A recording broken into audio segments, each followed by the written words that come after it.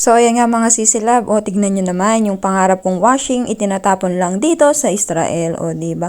Napakaluwag ng loob. So, ito ay washing na automatic, o diba? So, dahil Monday bukas, ilalabas natin itong mga tinabas kong halaman, ayan. Kanina kasing umaga, sinipag nga ako at ako'y nagtabas ng halaman. So, yung mga halaman dito sa gilid is itinrim ko, o diba? Mas sinisipag talaga ako kapag wala si Imale, o diba? So yan, ayusin ko lang siya at itatapon ko doon sa labas.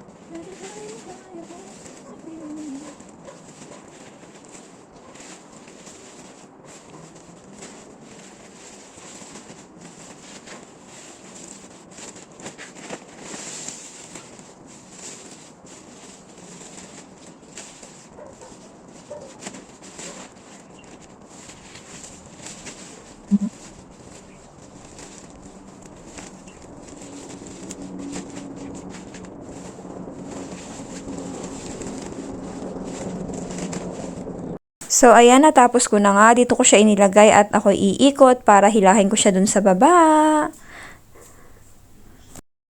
So, ayan, ako ibababa lang para hilahin ko yun. So, ayan nga, nandito na nga ako sa baba at meron nga akong na-spotted na tinapon dyan sa baba. So, maraming tinatapon nga palang gamit dito sa baba ng aming bahay. Bahay pala ng aking employer, Charis. So, ayan, ito na nga yung aking isinupot. Kukunin ko nga lang siya at ibababa natin. At doon natin ilalagay. So, ayan, may na-spotted nga ako mga sisilab.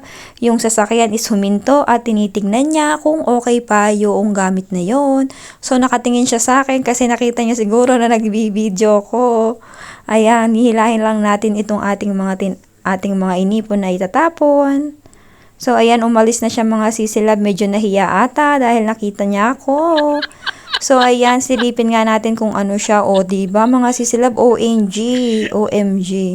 So, ito is yung washing na automatic. So, magkano yan sa atin sa Pilipinas? Maganda pa siya. Maganda yung loob, maluwang. O, diba mga sisilab? So, yan is tinatapon. Bukas siya ng umaga kukunin. Pero minsan kasi may mga nag-iikot ditong mga sasakyan, kinukuha yung mga gamit na itinatapon dito. So, ayan, medyo meron lang siyang konting tapyas-tapyas. Pero ayos talaga siya mga sisilab. Malinis yung kanyang loob. O, diba? Magkano yan sa atin? Ako, kung kaya ko lang yung buhatin, ibinuhat ko na dito sa amin. At ito lang ang aming bahay. Yan lang ang bahay ng aking employer. Hindi ko yan kayang buhatin mag-isa at mabigat. Sayang, ang ganda niya. Pangarap po yung washing na yan. Pinag-iipunan ko pa para ako'y makabili.